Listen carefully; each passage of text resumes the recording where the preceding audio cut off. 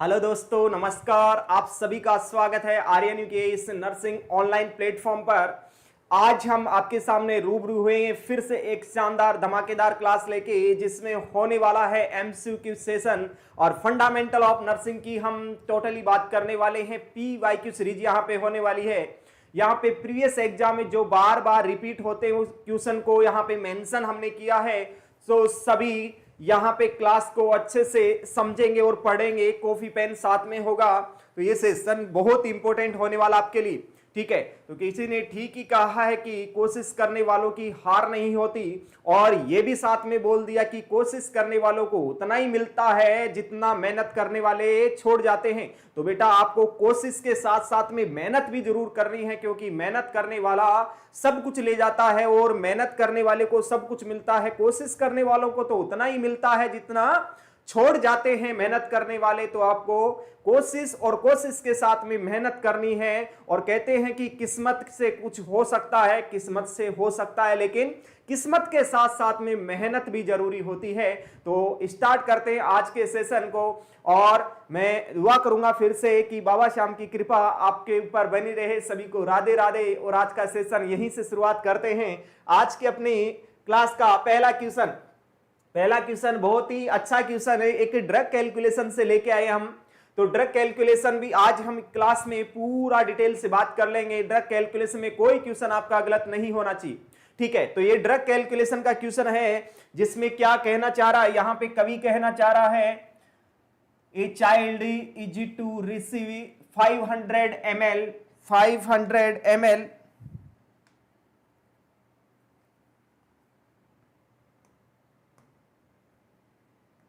हाँ, यहां पे बोला 500 ml of an IV solution over 12 hour via tubing that device deliver micro drip set at 60 drop per ml. The nurse would infuse solution at which of the following rate?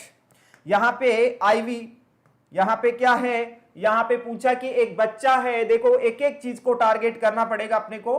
क्या है, एक बच्चा है, एक बच्चे को क्या देना है, 500 ml का आईवी सॉल्यूशन देना है। आईवी सॉल्यूशन कितने घंटे में देना, उसको 12 घंटे में देना है, 12 आवर्स में देना है। किसके द्वारा, वाया ट्यूबिंग। कौन सी ट्यूबिंग, माइक्रो ट्यूबिंग सेट से देना है। कौन सा, माइक्रो ट्यूबिंग सेट से देना है। और ट्यूबिंग माइक्रो और मैक्रो दो होती है, बात करेंगे आगे। और यहां पे ड्रॉप फैक्टर बोल दिया, इसने खुद ने ही बोल दिया कि 60 ड्रॉप फैक्टर आपको मान के चलना है। वो इन्फ्यूजन किस रेट से चलाओगे कि 12 आवर में कंप्लीट हो जाए। तो यहां पे बोल दिया कि सर एक तो देखो ड्रिप सेट होता है, जो ड्रिप सेट होता है, एक तो होता है मैक्रो ड्रिप सेट। कौन सा होगा, मैक्रो ड्रिप सेट होगा। एक तो मैक्रो ड्रिप सेट होगा, दूसरा माइक्रो ड्रिप सेट होगा। क्या होगा, माइक्रो ड्रिप सेट होगा, मैक्रो ड्रिप सेट में क्या होगा, यहां पे 15 ड्रॉप पर ml बनेगी। कितना बनेगी, 15 ड्रॉप पर ml बनने वाली हैं। और 15 ड्रॉप का मतलब ये है कि 1 ml में 15 ड्रॉप बनेगी। तो यहां पे ड्रॉप फैक्टर कितना हो जाएगा, 15 हो जाएगा। यस, यहां पे माइक्रो की बात करेंगे तो 60 ड्रॉप पर ml बनेगी। कि तो यहां पे ड्रॉप फैक्टर क्या हो जाएगा, ड्रॉप फैक्टर 60 होने वाला है। तो सर ये तो बात होती है किसकी, ये तो बात होती है अडल्ट की। किसकी बात होगी, अडल्ट की। और ये बात होती है बच्चों की, ये बात होगी बच्चों की, ये बात होगी अडल्ट की। और दूसरी बात होगी किसकी, बच्चों की। यस, तो यहां पे बच्चों में यदि मानना है तो 60 ड्रॉप मानना है, अडल्ट में मानना है तो 15 ड्रॉप मानना है। तो यहां पे पहले से बोल दिया कि बच्चा है वहां पे, और बच्चा है तो 60 पहले से ही दिया हुआ है, हमरे को जरूरत नहीं है लिखने की। तो इसको सोल्व करते हैं। सर ड्रॉप पर मिनट निकालने का फॉर्मूला क्या है, ड्रॉप पर मिनट निकालने का फॉर्मूला होता है total volume into drop factor upon में टाइम इन मिनट। मिनट में टाइम पूछ रहा है, ठीक है। तो टोटल वॉल्यूम कितनी, यहां पे टोटल वॉल्यूम सर 500 है। टोटल वॉल्यूम यहां पे 500 होने वाली, इंटू ड्रॉप फैक्टर कितना होगा sir, drop factor already question में दिया हुआ है सर क्वेश्चन में यदि दिया हुआ है, क्वेश्चन में ड्रॉप फैक्टर दिया हुआ तो उसको हम लिखेंगे। क्वेश्चन में सर बहुत बोल रखा है अडल्ट, तो हम 15 मान के चलेंगे। यदि वहां पे बच्चा लिखा हुआ है, चाइल्ड लिखा हुआ है, तो हम 60 मान के चलेंगे। क्वेश्चन में यदि पीडियाट्रिशियन ने ऑर्डर किया है, पीडियाट्रिशियन का मतलब बोल सकते हैं कि बच्चों वाले डॉक्टर ने ऑर्डर किया है, तो मान सकते हैं वहां पे 60 होगा। देन यदि क्वेश्चन में कुछ भी नहीं दिया हुआ है तो अडल्ट का मान के चलना अपने को, यस, क्योंकि कहते हैं कि आपको यदि सिंपल सा क्वेश्चन करूं कि नॉर्मल ब्लड प्रेशर कितना होता है, तो आप यही बोलोगे कि 120/80 mm ऑफ Hg होता है। मतलब आपने किसका बोला सर? अडल्ट का बोला। तो यदि क्वेश्चन में कुछ भी डाटा नहीं दिया हुआ है कहीं पे भी, तो आपको अडल्ट का वैल्यू मान के चलना होगा। ये बात इंपॉर्टेंट रहेगी। यहां पे ड्रॉप फैक्टर पहले से 60 दिया हुआ है, नहीं तो हम अकॉर्डिंग टू यहां पे क्लासिफिकेशन के अकॉर्डिंग दे देंगे। यहां पे टाइम कितना होगा सर? टाइम दिया हुआ है कितना? टाइम कहां पे दिया हुआ है? टाइम ये रहा 12 आवर, यहां पे 12 घंटे दिया हुआ है, लेकिन यहां पे तो मिनट में पूछा, तो 60 से मल्टीप्लाई कर दो, मिनट में हो जाएगा। सर यहां पे 60 को 60 से काट देंगे, अब बचा अपने पास 12 और 500, तो यहां पे 2 का पाड़ा देंगे, 6 दूनी 12 और 250, मतलब अभी 2 का पाड़ा से काट दिया। यहां पे संख्या बची है ऊपर 250, नीचे बची है 6। अब भाग देके काट सकते हैं इसको। कैसे डिवाइड करेंगे? 6 का पहाड़ा बोलेंगे, 6 एकम 6, 6 दूनी 12, 6 ती 18, 6 चौक 24, मतलब 4 बार चला गया। 1 बच गया, यहाँ पे 1 बच गया, 10, 10 में जाएगा 1 बार, 6 एकम 6, पॉइंट लगा देंगे, कितना बचा? 4 बच गया, 40 और 6 6 36, 41.66, मतलब 41.66। तो यहां पे यदि 41.66 को हम 42 भी बोलते हैं तो बात सही है। तो यहां पे कौन सा सही जवाब होगा? 42 होगा, 48 होगा, 63 होगा, 84 होगा। सर हमारे पास तो वैल्यू कितना आया है? 42 आया है, तो यहां पे 42 ए ऑप्शन हमारा सही जवाब होने वाला है। 42 ड्रॉप पर मिनट चला के चलेंगे, मतलब 1 मिनट में 42 ड्रॉप गिरनी चाहिए। जहां पे बच्चे को हम दे रहे हैं आईवी सॉल्यूशन कोई भी, तो 42 ड्रॉप 1 मिनट में जानी चाहिए, इसलिए वहां पे 500 का कोई भी सॉल्यूशन होगा 12 आवर में कंप्लीट हो जाएगा हमारा। ये हमारा सही ऑप्शन रहेगा। अगला सवाल देखते हैं क्या कहना चाह रहा है। अगला सवाल पूछा हमने, क्या यहां पे पूछा, the position to be maintained for a patient with increase ICP. यदि सर किसी का आईसीपी बढ़ा हुआ है, इंक्रीज आईसीपी है, तो उसमें कौन सी पोजीशन देंगे? अरे भाई सिंपल सी बात है, यदि किसी का आईसीपी नॉर्मल इंट्राक्रेनियल प्रेशर कितना होगा, तो बात करेंगे ये 5 से 15 mmHg होता है। ये तो सर नॉर्मल प्रेशर होता है। कौन सा? आईसीपी। सर आईसीपी को कैसे मीजर कर सकते हैं? मैनोमीटर के द्वारा मीजर करेंगे, मैनोमीटर के द्वारा मीजर करेंगे आईसीपी को, मैनोमीटर के द्वारा मीजर करेंगे। नेक्स्ट आगे बात करें कि सर आईसीपी यदि बढ़ गया है, आईसीपी क्या हो गया? देखो यहां पे बात करेंगे, आईसीपी बढ़ गया है किसी पेशेंट का। सर आईसीपी कब कब बढ़ सकता है? यहां पे कंडीशन डालेंगे, कंडीशन डालेंगे क्या सर आईसीपी कब कब बढ़ सकता है, तो बोल देना सर पेशेंट को यदि हेड इंजरी हो जाती है, पेशेंट को हेड इंजरी हो जाती है, उसमें क्या हो जाता है? आईसीपी बढ़ जाता है। तो ये इंपॉर्टेंट कंडीशन रहेगी। सर ये हेड इंजरी हो गई, आईसीपी बढ़ गया, आईसीपी बढ़ गया, तो आईसीपी बढ़ा हुआ है, आई इंक्रीज आईसीपी का ड्रग ऑफ चॉइस क्या होगा? तो बोल देना mannitol is the drug of choice for increase ICP. Mannitol क्या रहेगी? यहाँ पे ड्रग ऑफ चॉइस रहेगी। सर मैनिटोल क्या है? मैनिटोल यहाँ पे हाइपरटोनिक सॉल्यूशन का बेस्ट एग्जांपल है, हाइपरटोनिक सॉल्यूशन का यहाँ पे बेस्ट एग्जांपल है। तो ये भी अपने आप में एक इंपॉर्टेंट क्वेश्चन आपके लिए तैयार हो जाता है।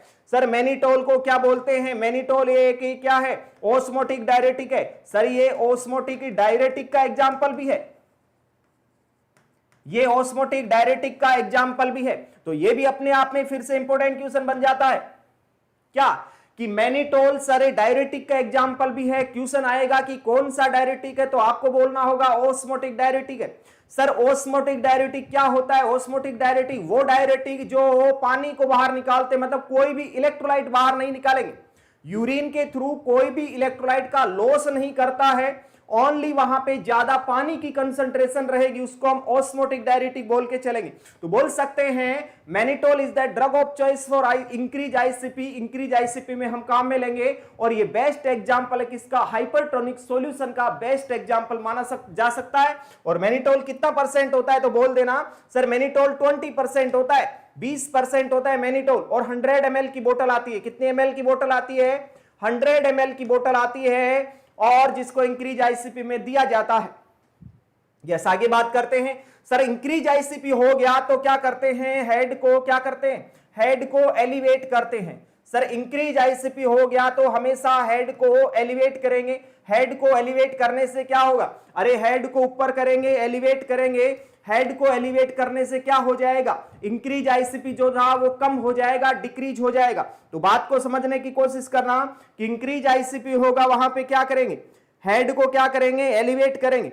और हेड को एलिवेट करेंगे तो बोल सकते हैं, क्या बोल सकते हैं, हेड को एलिवेट करेंगे तो क्या बोल सकते हैं, उसका आईसीपी डिक्रीज हो जाएगा। तो क्या फाउलर्स पोजीशन देंगे, क्या ट्रेंड लाइन बर्ग पोजीशन देंगे, side line position, supine position. क्या यहां पे बेस्ट पोजीशन हो सकती है, कौन सी यहां पे बेस्ट पोजीशन होगी इंक्रीज आईसीपी में, तो यहां पे क्या सुपाइन पोजीशन कभी भी नहीं देंगे, साइड लाइन कभी नहीं देंगे, ट्रेंड लाइन बर्ग तो ये तो आईसीपी को बढ़ाता है। अरे ट्रेंड लाइन वर्ग पोजीशन में हेड को बिलो कर देते हैं 45 डिग्री एंगल, और 45 डिग्री एंगल बिलो कर देंगे हेड को तो इंक्रीज आईसीपी और ज्यादा हो जाएगा। मतलब ये पोजीशन तो कॉन्ट्राइंडिकेटेड रहेगी, ये पोजीशन तो नहीं देके चलेंगे। इसका मतलब पोजीशन देंगे कौन सी, फाउलर पोजीशन देंगे। ए ऑप्शन सही जवाब। चलो अगला क्वेश्चन देखते हैं। अगला क्वेश्चन क्या रहेगा, अगला क्वेश्चन आपकी स्क्रीन के ऊपर क्या कहना चाह रहा है, अगला क्वेश्चन क्या कहना चाह रहा है, देखिए सभी जवाब दो। अगला क्वेश्चन क्या कहना चाह रहा है,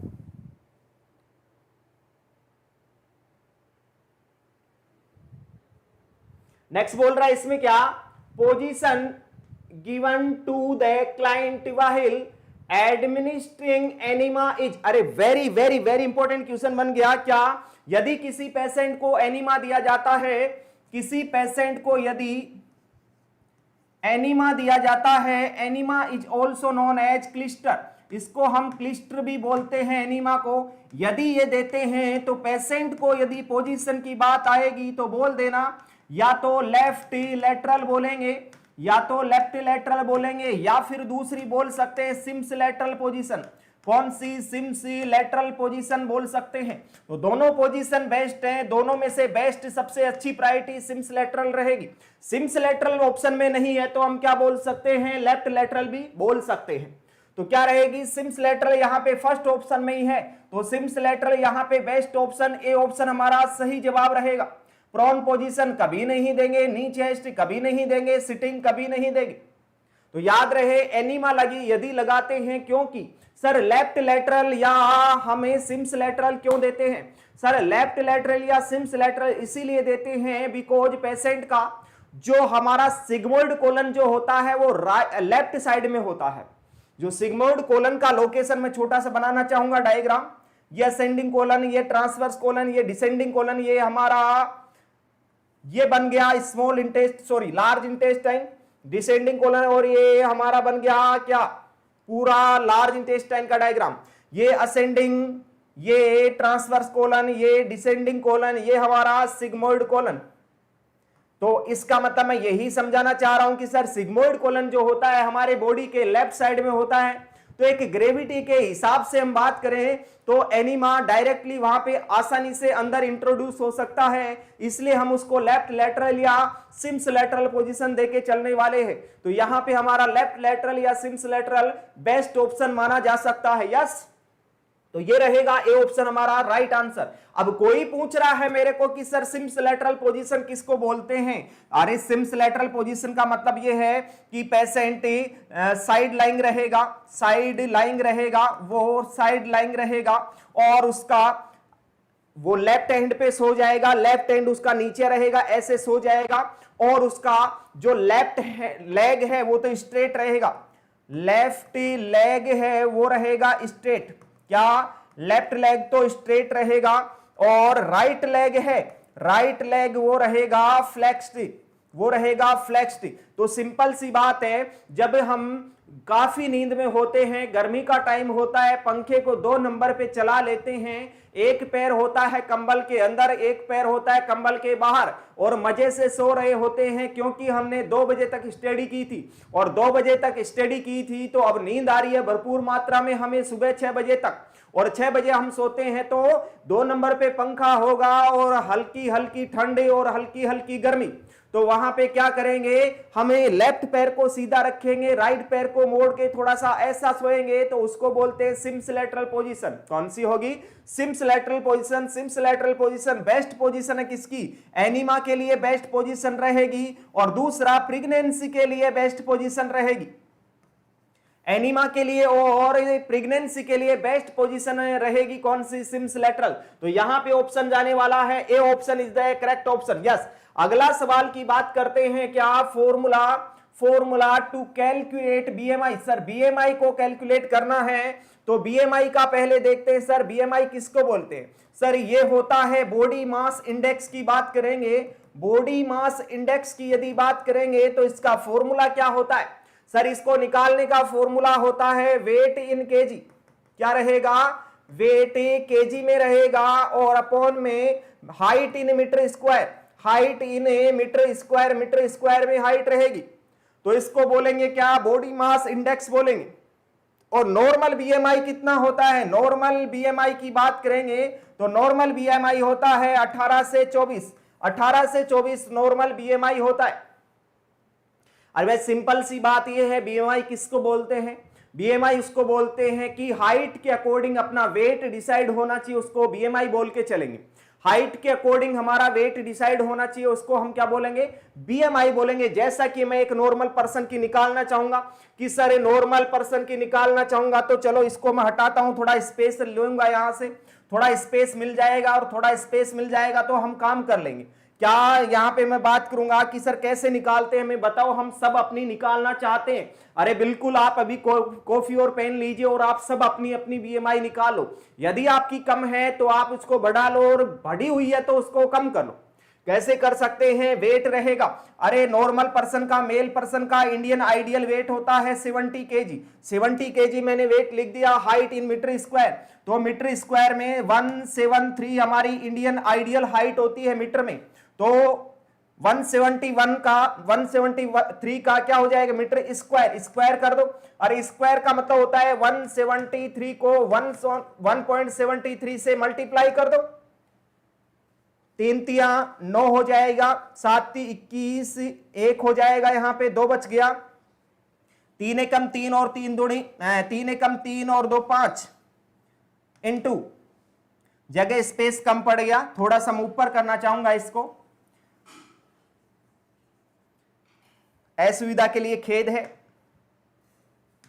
आपकी गाड़ी प्लेटफॉर्म नंबर 1 पे नहीं आके दूसरे प्लेटफॉर्म नंबर पे आएगी। हाँ चलो, असुविधा के लिए खेद है। 1.73 इंटू 1.73, और यहां पे मल्टीप्लाई करेंगे, 3 तिया 9 रहेगा, और 7 21 रहेगा, यहां पे 1 लिख दिया, 2 बच गया, 3 एकम 3 और 2 5 हो गए, इंटू से 7 21 रहेगा, 2 बच गए, नेक्स्ट 7 7 49 और 2 कितने हो गए? 51 का 1 5 बच गया, नेक्स्ट 7 एकम 7 और 5 12, इंटू यहां पे नेक्स्ट बात करेंगे 3 एकम 3, क्या रहेगा?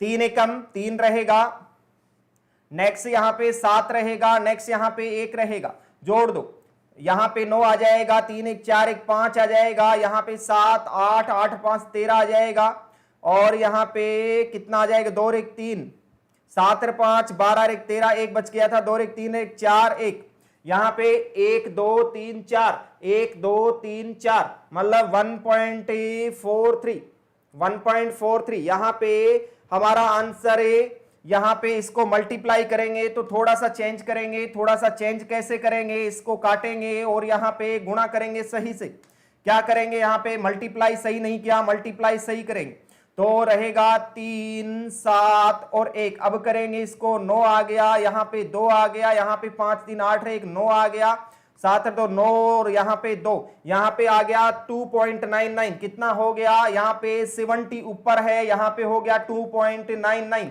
तो अब निकाल लेंगे, अरे 2.99 यदि 2.99 में 70 में भाग देंगे किसका 2.99, तो मैं देके देखता हूं कितना आ जाएगा। 70 में भाग देंगे 2.99 तो आ जाएगा कितना 23.41, कितना आ जाएगा 23.41 आ जाएगा, मतलब ये 24 बीएमआई हो गई। सर ये सही बीएमआई है। यदि किसी पर्सन का 70 केजी वेट है, 70 किलो वजन है और उसकी हाइट पूरी है, मतलब 1.73 मीटर में है, इसका मतलब उसकी बीएमआई बिल्कुल करेक्ट मानी जा सकती है, बिल्कुल करेक्ट मानी जा सकती है। तो यहां पे फॉर्मूला पूछा था, फॉर्मूला आपके सामने है क्या, weight in KG height in centimetre, नहीं गलत बात है, weight in KG height in metre. अरे बिल्कुल सही बात है, ये पॉइंट हमारा सही हो जाएगा, ये हमारा पॉइंट सही हो जाएगा, मतलब यहां पे बी ऑप्शन हमारा करेक्ट ऑप्शन रहेगा। अगले सवाल पे चलते हैं और देखते हैं आगे का सवाल क्या कहना चाह रहा है, आगे का सवाल क्या कहना चाह रहा है, देखते हैं। यहां पे पूछ लिया, क्या पूछ लिया, नॉर्मल पीएच ऑफ यूरिन। अरे यूरिन की नॉर्मल पीएच कितनी होती है, तुम अलग से लिखना चाहूंगा, नॉर्मल यूरिन की जो पीएच होती है वो होती है बेटा स्लाइटली एसिडिक, स्लाइटली एसिडिक होती है। स्लाइटली एसिडिक का मतलब क्या होता है सर, 6.4 पीएच होती है, किसकी यूरिन की पीएच होती है 6.4, और पीएच का फुल फॉर्म क्या होता है, पावर ऑफ हाइड्रोजन। ये पावर ऑफ हाइड्रोजन बोल के चलेंगे किसको, पीएच की फुल फॉर्म को।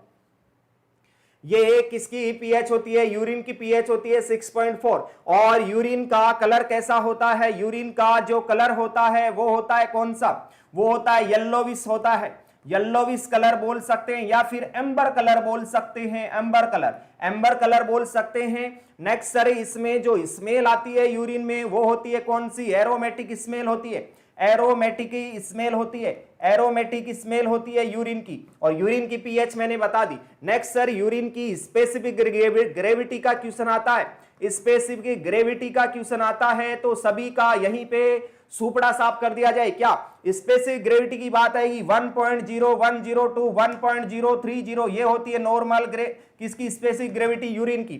तो ये अपने आप में एक इंपॉर्टेंट क्वेश्चन बन जाता है। तो यहां पे अब देखो मैंने यहां पे 6.4 लिखा, मैंने यहां पे आपको 6.4 लिख दिया, तो 6.4 मतलब यहां पे सही ऑप्शन कौन सा होगा। अरे भाई 6.4 इसमें हो सकता है क्या, कभी नहीं हो सकता। इसमें होगा क्या, इसमें भी नहीं होगा सर। क्या 6.4 इसमें होगा क्या, ये तो सर ज्यादा कम हो गई थोड़ी सी, ये भी नहीं होगा। तो इसमें हमारा ये वैल्यू बैठ सकता है, तो ए ऑप्शन हमारा सही जवाब रहेगा, 6.4 रहेगा, मतलब 4.528 हो सकता है, इसके बीच का वैल्यू हो गया कितना 6.4। ए ऑप्शन हमारा सही जवाब रहेगा, ए ऑप्शन हमारा सही जवाब रहेगा यूरिन की पीएच वाला, यस। तो हमारा ये यहां पे ए ऑप्शन करेक्ट ऑप्शन। अगला सवाल देखते हैं, अगला सवाल देखते हैं यहां पे क्या पूछना चाह रहा है, यहां पे कवि कहना चाह रहा है, कवि क्या कहना चाह रहा है, देख लिए, सुन लीजिए कवि क्या कहना चाह रहा है।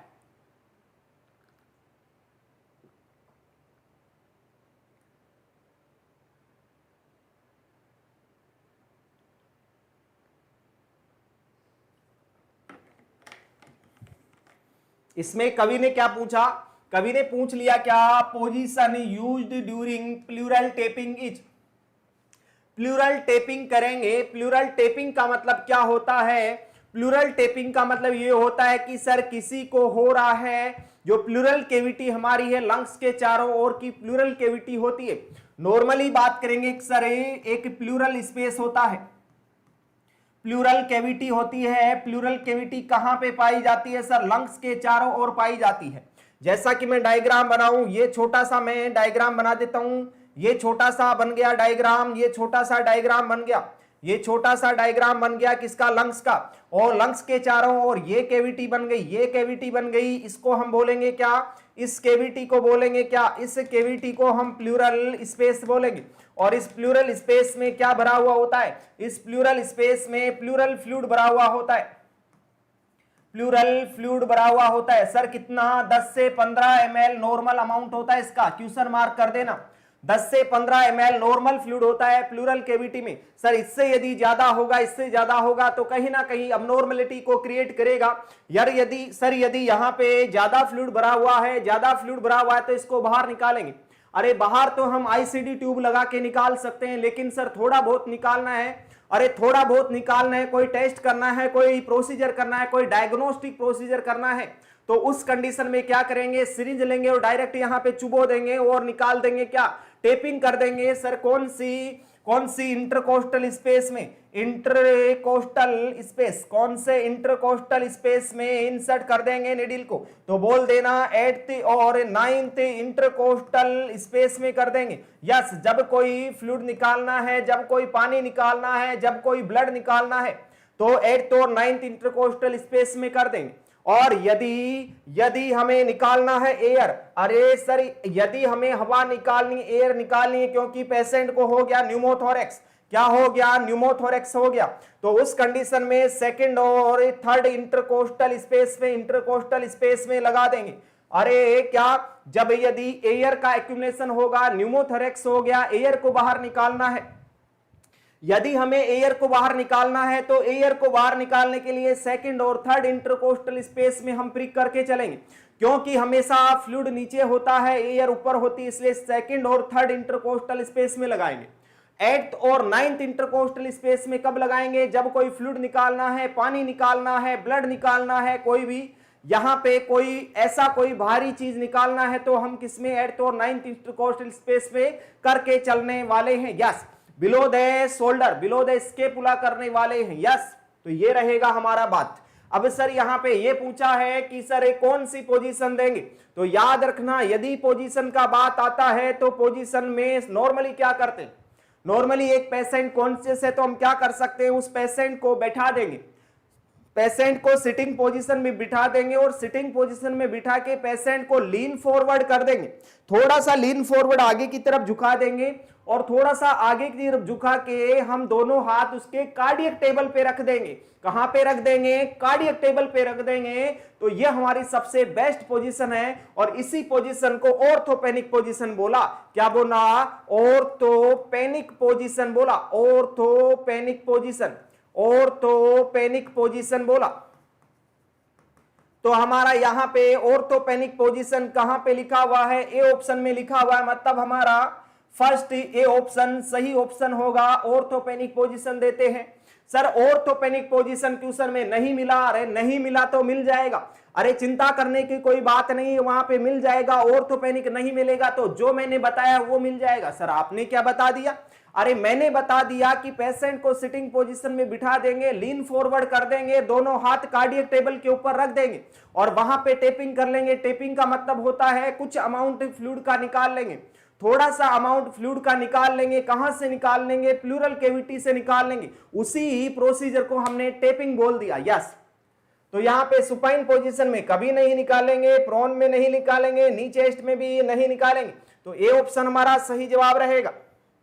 अगला सवाल देखते हैं। अगला सवाल आपकी स्क्रीन के सामने और आपकी पलकों के सामने बैठा हुआ है, आपका इंतजार कर रहा है कि आप इस क्वेश्चन के ऊपर वार कब करते हो। और वार करना है तो निगाहों से कर, तलवार में क्या रखा है। अरे वार करना हो तो निगाहों से कर, तलवार में क्या रखा है। मोहब्बत करनी है तो किताबों से कर, दूसरों के चक्कर में क्या रखा है। अरे दूसरों के चक्कर में तो नहीं पढ़ना, हमें तो पढ़ाई के चक्कर में पढ़ना है, हमें तो पढ़ाई के चक्कर में पढ़ना है। और पढ़ाई के चक्कर में पढ़ेंगे तो सब कुछ मिल जाएगा, पढ़ाई के चक्कर में पढ़ेंगे तो सब कुछ मिल जाएगा। पढ़ाई एक ऐसी चीज है जो जीरो से हीरो बना सकती है हमें, और हमें हीरो ही तो बनना है। और हीरो बनना है तो बेटा पढ़ना पड़ेगा, ऐसे काम नहीं चलेगा, हंसने से काम नहीं चलेगा, सुनने से काम नहीं चलेगा।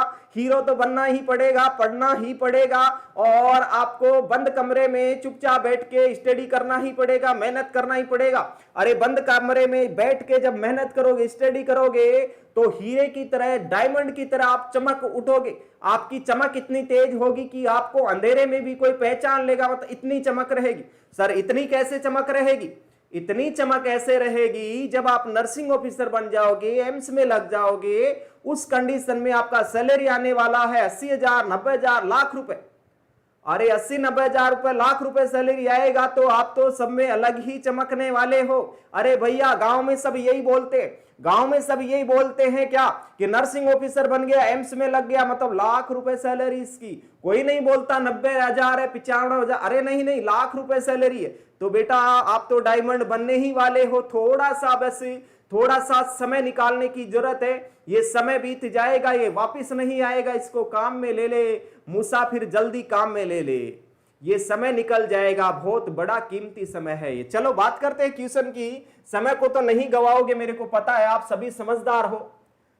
When a patient experiencing difficulty in breathing, एक पेशेंट को श्वास लेने में प्रॉब्लम आ रही है, the most appropriate position to place him her in is। Simple सी बात में पहले इसमें याद करने का कोई लॉजिक नहीं होगा, सिंपल सा पॉइंट समझ लो।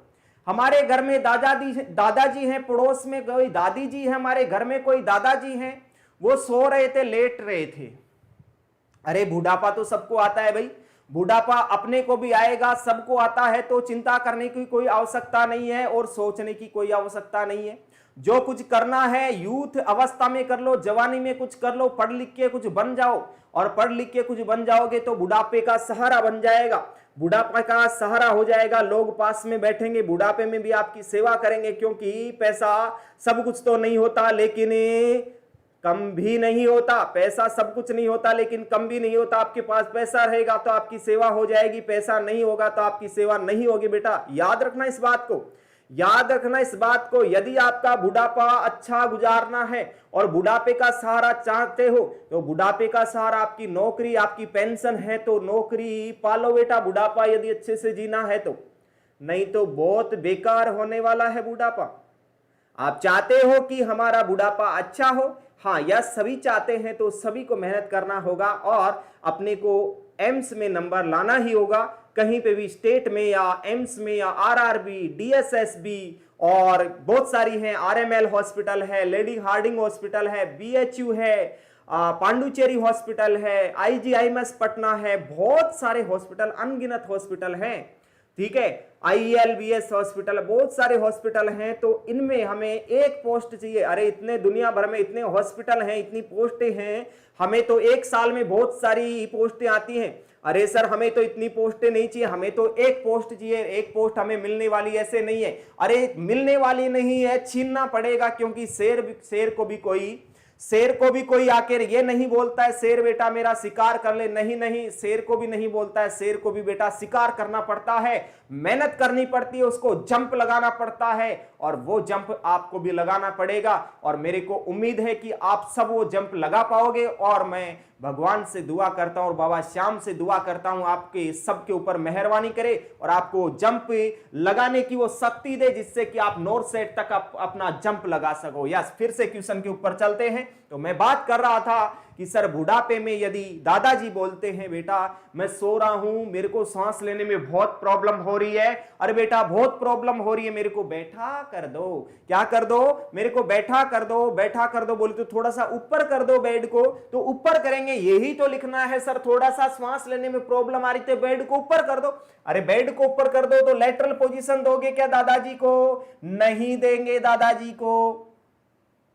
क्या फाउलर्स पोजीशन देंगे क्या? यस, दादाजी को फाउलर्स पोजीशन दे देंगे। बी ऑप्शन सही जवाब रहेगा। सर फाउलर्स पोजीशन में डिग्री एंगल होगा 45 टू 60 डिग्री एंगल अप कर देंगे, हेड को एलिवेट कर देंगे, क्या कर देंगे, हेड को एलिवेट कर देंगे, हेड को एलिवेट कर देंगे 45 टू 60 डिग्री, हेड को एलिवेट कर देंगे। दादाजी बोलेंगे हाँ अब मेरे श्वास में थोड़ा सा आराम आया है। हाँ दादाजी जरूर आएगा क्योंकि हमने हेड को एलिवेट कर दिया 45 टू 60 डिग्री। यस, नेक्स्ट बात करेंगे, डोर्सल रिकमेंड पोजीशन दे देंगे, नहीं। अरे फीमेल में यूरिनरी कैथेटराइजेशन करते हैं, महिला में यूरिनरी कैथेटराइजेशन करते हैं तो डोर्सल रिकमेंड पोजीशन देते हैं। तो फीमेल में यूरिनरी कैथेटराइजेशन के दौरान डोर्सल रिकमेंड पोजीशन देंगे। यस, तो ये भी नहीं देंगे। Sims position, sir Sims position तो कब देंगे?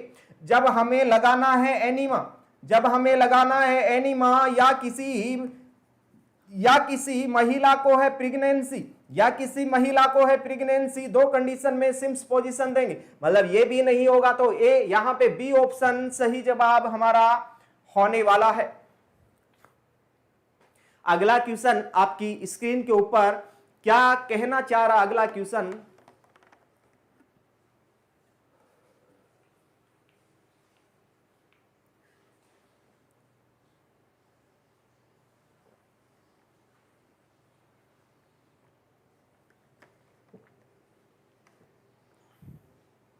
चलो अगले क्वेश्चन को देखते हैं। 5% dextrose in water is solution, कौन सा होगा सर? यदि 5% डेक्सट्रोज है और वो in water, 5% dextrose in water, sir किसका एग्जाम्पल है? तो याद रखना ये एग्जाम्पल है हमेशा आइसोटोनिक की सैलाइन का एग्जाम्पल रहेगा, आइसोटोनिक फ्लूइड का एग्जाम्पल रहेगा। तो हाइपोटोनिक होगा नहीं होगा सर? हाइपोटोनिक में कौन कौन से आएंगे? हाइपोटोनिक में आएंगे 0.45% NS, 0.33% NS, 0.25% NS, और इसको बोले तो हम बोल सकते हैं 0.45 को हाफ NS बोल सकते हैं, 1/3 NS बोल सकते हैं, नेक्स्ट 1/4 NS बोल सकते हैं। यस, ये रहेगा हाइपोटोनिक फ्लूइड। ये सभी किसके? हाइपोटोनिक फ्लूइड के एग्जाम्पल रहेंगे। नेक्स्ट सर आइसोटोनिक, 5% डेक्सट्रोज एक एग्जाम्पल तो ये हो गया। दूसरा सर नॉर्मल सैलाइन रहेगा NS, 0.9% सोडियम। नेक्स्ट सर तीसरा इसका एग्जाम्पल रहेगा RL, और RL का मतलब होता है रिंगर लैक्टेट। क्या रहेगा? रिंगर लैक्टेट रहेगा। और रिंगर लैक्टेट को आप सभी को पता है, इसको हार्टमान सॉल्यूशन बोलते हैं, हार्टमान सॉल्यूशन बोलते हैं, हार्टमान सॉल्यूशन बोलते हैं। इसी को बोलते हैं लाइफ सेविंग सॉल्यूशन, इसी को बोलते हैं लाइफ सेविंग सॉल्यूशन बोलते हैं। और इसी को बोलते हैं बेटा इमरजेंसी सॉल्यूशन, इसी को बोलते हैं इमरजेंसी सॉल्यूशन। तो ये बेस्ट ऑप्शन रहेगा आपके लिए किसका? आइसोटोनिक का। तो ये आइसोटोनिक का एग्जांपल है, तो यहां पे बी ऑप्शन तो हमारा सही ऑप्शन रहेगा। नेक्स्ट बात करेंगे सर हाइपरटोनिक सॉल्यूशन। तो हाइपरटोनिक सॉल्यूशन तो ये होगा नहीं, लेकिन अब बात करेंगे कि सर हाइपरटोनिक सॉल्यूशन के एग्जांपल क्या क्या है। तो लिख देना बेटा, इसका एक तो एग्जांपल DNS होता है, एक ही मैनिटोल होता है, नेक्स्ट सर डेक्सट्रोज 10% होगा, डेक्सट्रोज 25% होगा, डेक्सट्रोज 50% रहेगा। ये हो गए हाइपरटोनिक सॉल्यूशन के एग्जांपल। नेक्स्ट सर इसमें ऐड करना चाहिए तो NS 3% भी ऐड कर सकते हैं। तो ये सभी हाइपरटोनिक सॉल्यूशन के एग्जाम। सर एक ही हमें लॉजिक बता दो, एक हमें ट्रिक बता दो, जिससे कि कभी क्वेश्चन गलत नहीं हो। मैं लॉजिक बता रहा हूं, सुन लेना, बिल्कुल समझ लेना, ध्यान से कान खोल के सुन लेना। मैं क्या बोला कि 0.9 से नीचे जाएंगे तो हाइपोटोनिक सॉल्यूशन, 0.9 से ऊपर आएंगे हाइपरटोनिक सॉल्यूशन। फंडा पूरा खत्म। क्या पूरी कहानी खत्म? पूरी कहानी कौन सी खत्म? मैंने क्या बोला? 0.9% सोडियम होता है आइसोटोनिक सॉल्यूशन का एग्जाम्पल। 0.9 से नीचे की तरफ आएंगे हाइपोटोनिक होगा सभी, 0.9 से जितना ऊपर जाएंगे उतना रहेगा हाइपरटोनिक। अब आप बोलोगे NS 1%, NS 2%, NS 3%, NS 5%, NS 10%, अरे कितना ही बोलो ना, 0.9 से ऊपर सभी हाइपरटोनिक में आएगा। तो ये तीनों एग्जाम्पल हो गए। अब बात आती है कोलॉइड्स की। सर कोलॉइड्स में कौन कौन सा एग्जाम्पल? तो कोलॉइड्स को मैं इधर से खींच लेता हूं, कोलॉइड्स को मैं किधर से खींचू भाई? इधर से खींच लेता हूं, इधर से। ये लो, मैं कोलॉइड्स का एग्जाम्पल लिखता हूं यहां पे। कोलॉइड्स का एग्जाम्पल रहेगा डेक्स्ट्रान, डेक्स्ट्रान रहेगा। Dextran is the example of colloids, dextran. Next रहेगा सेलुलोस, डेक्स्ट्रान सेलुलोस। नेक्स्ट और क्या हो सकता है यहां पे? डेक्स्ट्रान हो गया, सेलुलोस हो गया, और क्या हो सकता है यहां पे? बेस्ट एग्जांपल स्टार्च हो सकता है, स्टार्च हो सकता है। ये सभी कोलॉइड्स के एग्जांपल होते हैं। किसके होते बेटा? कोलॉइड्स के एग्जांपल होते हैं। तो यहां पे हमारा बी ऑप्शन सही होगा कि सर 5% डेक्सट्रोज इन वाटर किसका एग्जांपल है? आइसोटोनिक का एग्जांपल है। बी ऑप्शन सही जवाब रहेगा। अगला क्वेश्चन देखते हैं और चलते हैं, बात करते हैं अगले क्वेश्चन की।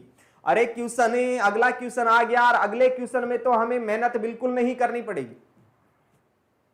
वो कहते हैं ना कि जीवन में मेहनत एक ही बार करनी पड़ती है, या तो पहले कर लो या बाद में कर लो। यदि आपने पहले मेहनत कर ली तो बाद में आपका बुढ़ापा सही गुजरेगा, और यदि आपने पहले जवानी में मजे कर लिए बेटा तो बुढ़ापे में कोई मजे नहीं होंगे, और बुढ़ापे में तो आपको दिक्कत ही दिक्कत आएगी, परेशानी आएगी। तो मेहनत एक बार कर लो। अरे सर बुढ़ापे में कोई मेहनत नहीं होगी, ओल्ड एज में कोई मेहनत नहीं होती है, क्योंकि बुढ़ापे में कोई भी हमारा अंग सही से काम नहीं करता है। और आजकल का खान पान तो ऐसा हो गया है, कैसा हो गया है, ऐसा हो गया है कि 30 के बाद में जाते ही, more than 30 year of age के बाद में जाते ही हमें बीमारियां चारों तरफ से घेर लेती हैं। तो वहां पे कोई उम्मीद मत करना कि हम कुछ कर लेंगे। कुछ करना है तो 30 से पहले पहले कर लो, 35 से पहले पहले कर लो, 40 से पहले पहले कर लो, उसके बाद तो कोई उम्मीद भी मत करना। तो यहाँ पे हम यही कर रहे हैं सारे कि हम पढ़ाई कर रहे हैं और कैसे भी करके हमारा नर्सिंग ऑफिसर में नंबर आ जाए तो हमारा पूरा लाइफ बहुत अच्छे से गुजरेगा। अरे हमारी मेहनत करने से पूरी 7 पीढ़ियां सुधर जाएंगी, अपने माँ बाप का सपना पूरा होगा, अपने बच्चे बच्ची पूरा मजे से अपनी लाइफ को एंजॉय करेंगे, अच्छी एजुकेशन लेंगे, अपनी जो धर्म पत्नी होती है वो अच्छे से यहाँ पे रह पाएगी, वो अच्छे से एंजॉय कर पाएगी लाइफ को। मतलब कितना सुख है। अरे 6 महीने 12 महीने मेहनत करके पढ़ लिया तो कितना सुख है देखो, और नहीं पढ़ा तो कितना दुख है। कंपेयर कर लेना और जो अच्छा लगे वो कर लेना। यस, चलो चलते हैं। 0.45 सोडियम क्लोराइड सॉल्यूशन अभी पढ़ा हमने। अभी क्या क्या पढ़ा? 0.5% NS हमने पढ़ा, मतलब हाफ NS की बात की थी। फिर हमने 0.33% NS की बात की थी। नेक्स्ट हमने बात की थी 0.25% NS की बात की थी, मतलब ये सर 1/3 NS होगा, ये 1/4 NS होगा। सर ये सभी एग्जाम्पल हमने हाइपोटोनिक सॉल्यूशन में बात किया था। तो ए ऑप्शन हमारा क्या सही होगा? यस, ए ऑप्शन हमारा हो जाएगा सही ऑप्शन। तो आइसोटोनिक की प्रीवियस में बात होगी, हाइपरटोनिक की होगी, कोलॉइड की बात होगी। यहाँ पे तो 0.45 सोडियम की बात होगी, तो यहाँ पे होगा ए ऑप्शन हमारा सही जवाब। और यदि उसकी पूरी डिटेल देखनी है तो एक पेज पीछे जाना होगा। एक पेज पीछे में पूरे क्वेश्चन की डिटेल मिलने वाली है। एक ही क्वेश्चन पीछे जाते ही पूरे क्वेश्चन की डिटेल मिलने वाली है, पूरे क्वेश्चन की डिटेल मिलने वाली अपने को। बात समझ में आ गई होगी? यस, तो हमारा इस क्वेश्चन का जवाब ए ऑप्शन हमारा सही जवाब होगा। Hypotonic solution is the example of 0.45% NS। Yes, next question, अगला सवाल आपकी स्क्रीन के ऊपर, और ये आ गया CPR से क्वेश्चन। बहुत ही अच्छा प्यारा क्वेश्चन, सुंदर सा question.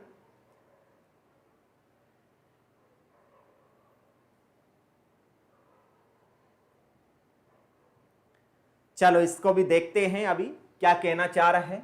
The compression to ventilation ratio in adult CPR in case of single rescue. Sir इसमें कितनी चीज हो गई? एक ही पेशेंट को कंप्रेशन देना है, कंप्रेशन देना है और वेंटिलेशन देना है। कंप्रेशन का मतलब चेस्ट कंप्रेशन, वेंटिलेशन का मतलब रेस्पिरेशन, समझो बेटा, है ना। सर रेशियो कितना होगा? रेशियो की बात हो रही है सर किसमें? अडल्ट में। किसकी बात हो रही है? अडल्ट की बात हो रही है। CPR की बात in single rescue, sir single rescue की बात हो रही है। और सिंगल रेस्क्यू की बात होगी तो कैसे हम बात कर सकते हैं? सर अडल्ट में यदि सिंगल रेस्क्यू हो तो 30:2, और डबल रेस्क्यू हो तो भी 30:2। कोई भी चेंजेज अडल्ट में नहीं होने वाला है। बात समझ में आई कि नहीं आई? सर यदि बच्चों की बात करेंगे, चाइल्ड की बात करेंगे, यहाँ पे 2:1, 1:, कोई चेंजेज नहीं होने वाला अडल्ट में। बच्चों की बात करेंगे, यदि 1:2 रहेगा, 1:2 रहेगा तो 30:2, और यदि 2:2 रहेगा तो 15:2 आएगा बच्चों में। बात समझ लेना। नेक्स्ट बात करेंगे सर किसकी? इन्फेंट की। तो इन्फेंट में भी क्या होगा? इन्फेंट में भी यदि 1:1 है तो 30:2, और यदि 2:2 है तो 15:2 आंसर आ जाएगा। यस, तो ये रहेगा हमारा compression and ventilation ratio. Adult में ये रहेगा, बच्चों में ये रहेगा, इन्फेंट में ये रहेगा। यस, तो 5:2 रहेगा? नहीं रहेगा सर। 15:2 नहीं, अडल्ट में तो कोई कंडीशन में 15:2 नहीं रहेगा। दोनों में ही क्या क्या है? 30:2। तो 30:2 रहेगा, 2:30 नहीं, 30:2 रहेगा। सी ऑप्शन सही जवाब रहेगा। सर सीपीआर में कंप्रेशन एंड वेंटिलेशन का रेशियो रहेगा अडल्ट में 1:Q रहेगा या 2:Q रहेगा? 1:Q, 2:Q, कोई कंफ्यूज नहीं होना है। जब अडल्ट की बात आएगी तो कोई भी कंफ्यूज नहीं होगा, वहां पे तो 1:Q होगा या 2:Q होगा, दोनों में ही हमें क्या मानना है? दोनों में ही हमें 30:2 की बात करनी है। ज्यादा चिंता करने की, सोचने की कोई आवश्यकता नहीं होगी। ज्यादा सोच विचार में हमेशा गलत डिसीजन जाता है, ज्यादा सोच विचार भी जिंदगी में अच्छा बात नहीं है। तो यहां पे सी ऑप्शन बेस्ट ऑप्शन रहेगा। सर सीपीआर किसको बोलते हैं? सीपीआर का मतलब होता है कार्डियो पल्मोनरी रिससिटेशन। सी का मतलब कार्डियो, पी का मतलब पल्मोनरी, रिससिटेशन, आर का मतलब क्या रहेगा? रिससिटेशन रहेगा, रिससिटेशन रहेगा। ये रहेगा सीपीआर का फुल फॉर्म। बात ही समझ में आ गई होगी। अगला सवाल पे चलते हैं और देखते हैं क्या कहना चाह रहा है। कहना चाह रहा है क्वेश्चन क्या, which one is the most abundant. Abundant का मतलब होता है बेटा मैक्सिमम, मैक्सिमम एनाइन, एनाइन का मतलब होता है नेगेटिव इन ए एक्स्ट्रा सेलुलर फ्लूइड। सर देखो हमारी बॉडी में, ये हमारी बॉडी है और बॉडी में होता है हमारी बॉडी में फ्लूइड, और फ्लूइड दो प्रकार के होते हैं। एक तो होता है इंट्रासेलुलर फ्लूइड, दूसरा होता है extra cellular fluid. Intracellular fluid में यदि केटाइन की बात करेंगे, एनाइन की बात करेंगे, केटाइन कौन होता है? केटाइन प्लस होता है, एनाइन माइनस होता है। केटाइन की बात करेंगे तो यहां पे सेल के अंदर पोटेशियम रहेगा प्लस और फोस्फोरस रहेगा माइनस, फोस्फोरस रहेगा माइनस, यस। यहां पे एक्स्ट्रा सेलुलर की बात करेंगे तो यहां पे सर केटाइन की बात करेंगे, केशन की बात करेंगे केटाइन की, केटाइन का मतलब होता है पॉजिटिव, और एनाइन की बात करेंगे तो एनाइन का मतलब होता है नेगेटिव। तो यहां पे सोडियम होता है पॉजिटिव और क्लोराइड Cl माइनस होता है। तो बात सब कुछ समझ में आ गई है। क्वेश्चन क्या पूछ रहा है यहां पे देखो और जवाब दो। कहानी खत्म, पूरी कहानी खत्म हो चुकी है। क्या बोला यहां पे? पूछा एक्स्ट्रा सेलुलर, इसकी बात चल रही है एक्स्ट्रा सेलुलर की, और बोला क्या? एनाइन, एनाइन की बात चल रही है नेगेटिव चार्ज। तो नेगेटिव कौन है? सर क्लोराइड की बात चल रही है, मतलब यहां पे डी ऑप्शन सही जवाब होगा। डी ऑप्शन सही जवाब होगा, क्लोराइड। देखो सेल के बाहर पॉजिटिव सोडियम होगा, नेगेटिव क्लोराइड।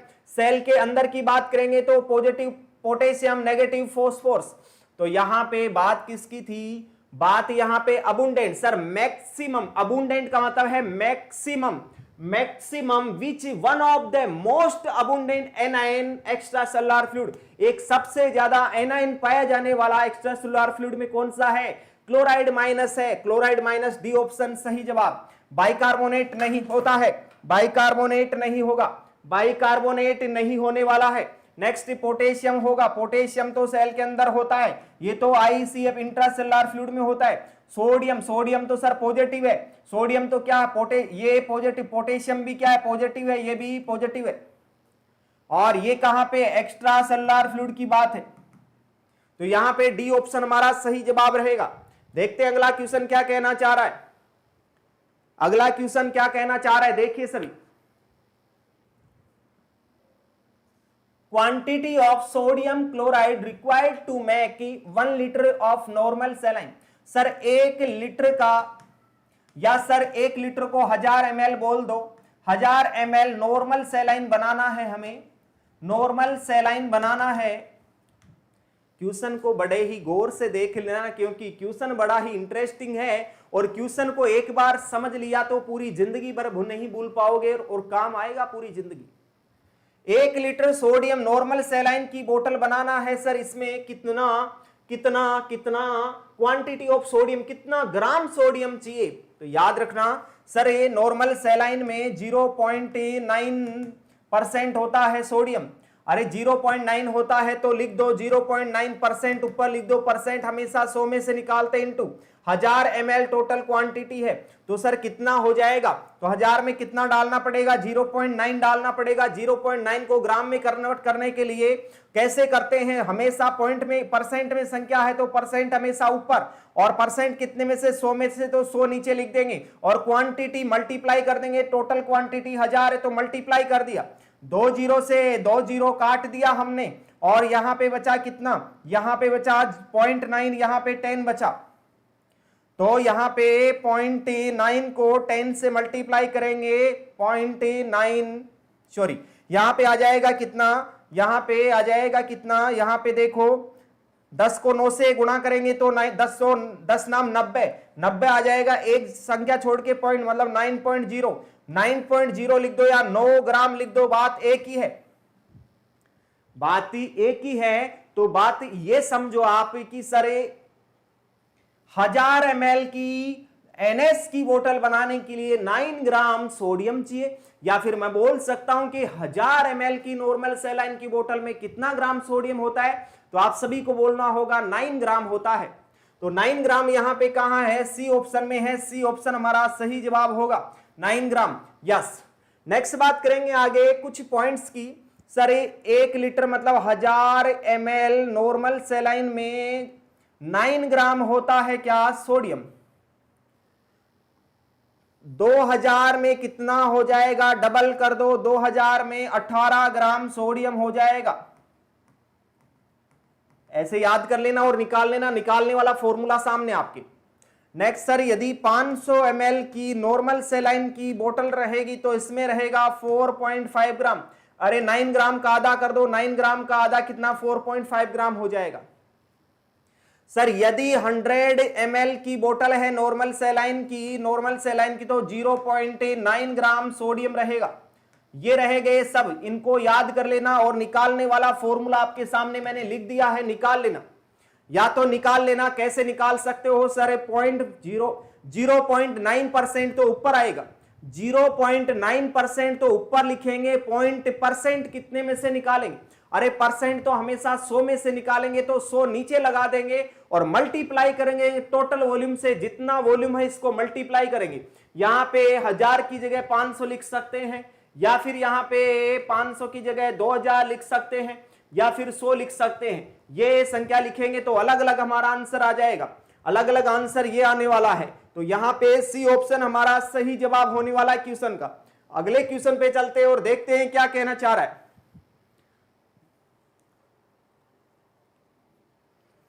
और ये बेहतरीन क्वेश्चन आपके सामने आ चुका है, एसिड बेस बैलेंस का क्वेश्चन।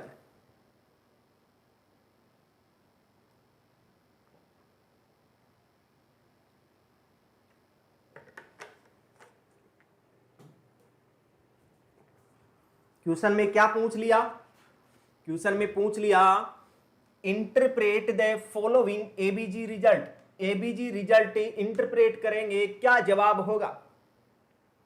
सर यदि क्वेश्चन में पीएच 7.53 है, पीएच सर यहां पे बढ़ रही है, पहले मैं लिख दूं नॉर्मल वैल्यू किसकी, एबीजी की, तब आपको समझ में आएगा।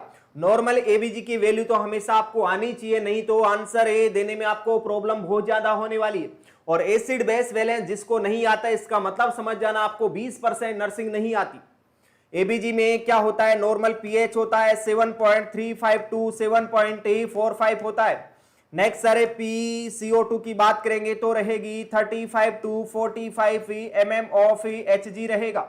नेक्स्ट बात करेंगे सर PO2 का, ऑक्सीजन का मतलब 80 to 100 mm ऑफ Hg होने वाला है, mm ऑफ Hg होने वाला है। नेक्स्ट बात करेंगे सर HCO3 बाइकार्बोनेट आयन की 22 to 27 milliequivalent per litre हो जाएगा। ये रहेगा हमारा नॉर्मल एबीजी का वैल्यू, नॉर्मल एबीजी का वैल्यू होता है। नेक्स्ट हम पढ़ेंगे पीएच स्केल, यहां पे स्पेस कम रहेगा, थोड़ा छोटा छोटा लिखता हूं मैं, पीएच स्केल होता है। सर पीएच स्केल कहां से कहां तक होता है, क्वेश्चन आता है 0 से 14 तक होता है, 14 तक होता है। बीच में सर पॉइंट होता है 7 का, 7 पीएच होता है जिसका, उसको हम बोलते हैं उदासीन पीएच। सर उदासीन पीएच को हम न्यूट्रल पीएच बोलेंगे, क्या बोलेंगे, न्यूट्रल पीएच बोलेंगे, पावर ऑफ हाइड्रोजन।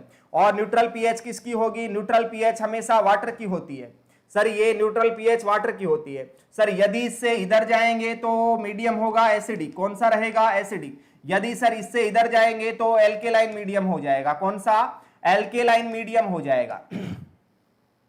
तो इतना बात समझो। यहां पे क्या हुआ, अब यहां पे मिलान करो, मैच करना, पीएच सर कम हुई कि ज्यादा हुई, सर पीएच हमेशा यहां पे देखो पीएच ये क्या हो रही है, पीएच ज्यादा हो रही है, बढ़ रही है, पीसीओ2 क्या हो रही है, पीसीओ2 क्या हो रही है भाई, देखो पीसीओ2 सर नॉर्मल रेंज में है, यस सर। HCO3 क्या है, HCO3 31, देखो 31 सर, ये तो बढ़ रहा है, ये तो बढ़ रहा है।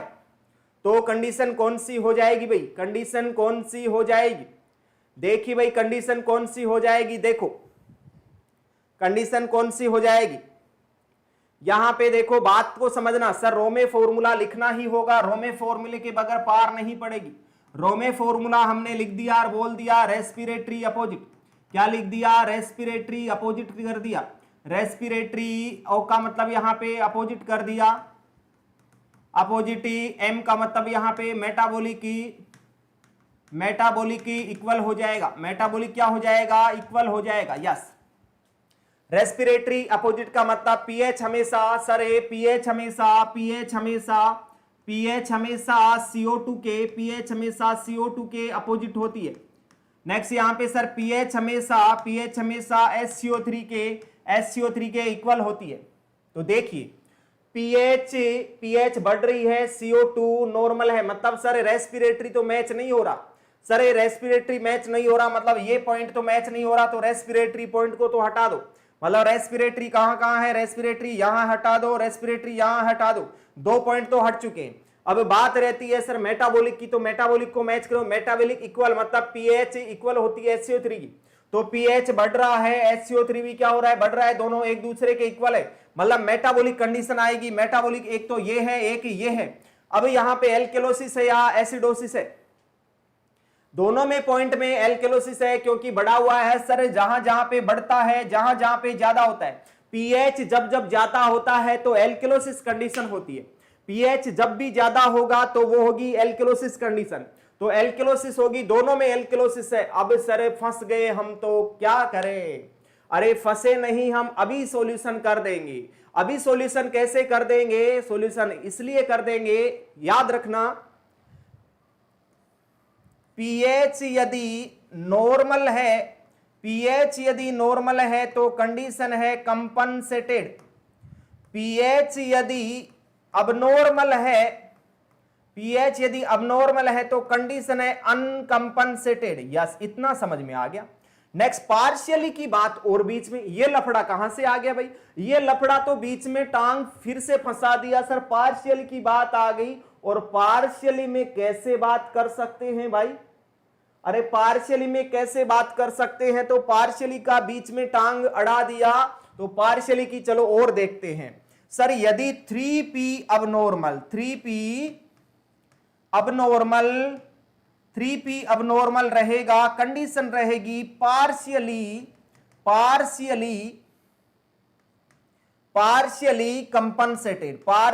कंपनसेटेड रहेगी।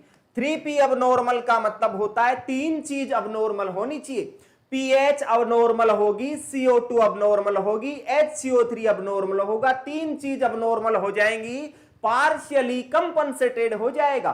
तो क्वेश्चन देखो यहां पे pH normal compensated, pH abnormal uncompensated, और 3p अबनॉर्मल पार्शियली कंपनसेटेड, मतलब बात यह है कि 3 चीज अबनॉर्मल हो गई तो पार्शियली कंपनसेटेड हो जाएगा।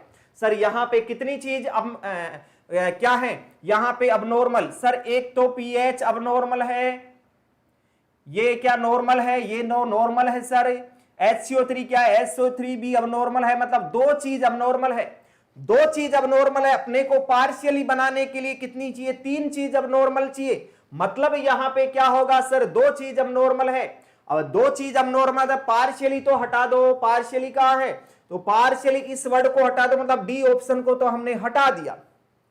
अब सर यहां पे मेटाबॉलिक एल्किलोसिस अनकंपनसेटेड, अनकंपनसेटेड देखो यहां पे ये लिखा हुआ अनकंपनसेटेड, अनकंपनसेटेड मैंने कब बोला, जब pH अबनॉर्मल हो, तो pH को देखो सर, pH अबनॉर्मल है क्या, यस pH अबनॉर्मल है, बढ़ी हुई है, अबनॉर्मल है तो क्या होगा अनकंपनसेटेड, तो कंडीशन कौन सी है, metabolic alkalosis uncompensated, B option हमारा सही जवाब रहेगा, yes B option is the right option. पूरी कहानी समझ में आई कि नहीं आई, अगले क्वेश्चन पे चलें, यस चलें, ओके अगला क्वेश्चन देखिए। अगला सवाल क्या कहना चाह रहा है, plasma protein which determine oncotic pressure is.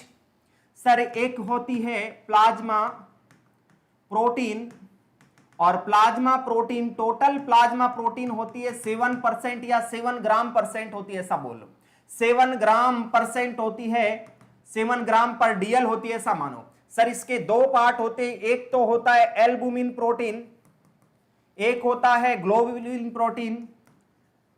Globin protein होता है, एक ग्लोबिन प्रोटीन होगा, तो ग्लोबिन एल्बुमिन कितना होगा 4.3 ग्राम परसेंट हो जाएगा, और ये रहेगा कितना, ये रहेगा कितना, ये रहेगा 2.7 ग्राम परसेंट हो जाएगा। टोटल कितना हो गया, 4 2 6 6 और 1 7% हो गया टोटल। तो सर अब बात है कि सर मैक्सिमम ब्लड में कौन सी, तो बात आएगी मैक्सिमम, तो बोल देना सर मैक्सिमम ब्लड में होती है albumin. Very very important question. Sir ये एल्बुमिन प्रोटीन हमारी बॉडी में क्या काम करती है, ये ऑनकोटिक प्रेशर को मेंटेन करती है, ऑनकोटिक प्रेशर को क्या करती है, मेंटेन करती है।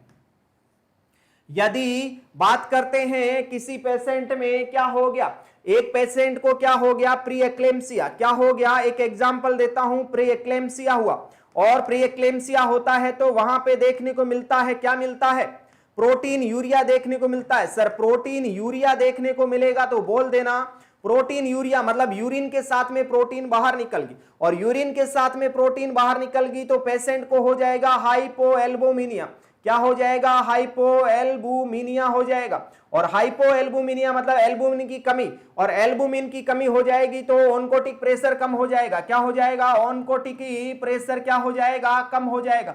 और ऑनकोटिक प्रेशर कम हो जाएगा तो फ्लूइड की शिफ्टिंग हो जाएगी।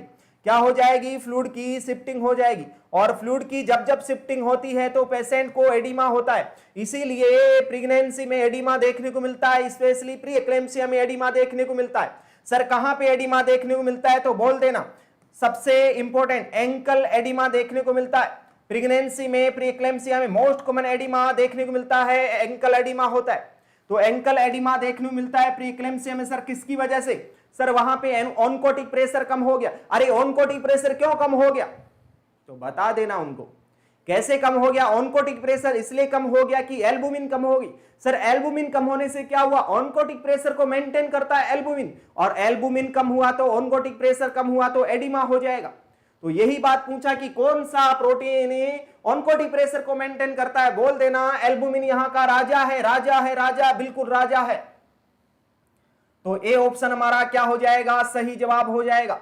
ए ऑप्शन सही जवाब हो जाएगा। Albumin to maintain the osmotic pressure, globin नहीं करती है, हीम नहीं करता है, प्रोथ्रम भी नहीं करता है। तो यहां पे ए ऑप्शन सही जवाब होगा। सर ए ऑप्शन क्या होगा कि सर हमारी एल्बुमिन जो प्रोटीन होता है मैक्सिमम ब्लड में प्रेजेंट होता है, और ये ऑनकोटिक प्रेशर को मेंटेन करता है, जिससे पेशेंट की फ्लूइड की शिफ्टिंग नहीं होगी, और फ्लूइड की शिफ्टिंग नहीं होगी तो पेशेंट को एडिमा भी नहीं होगा।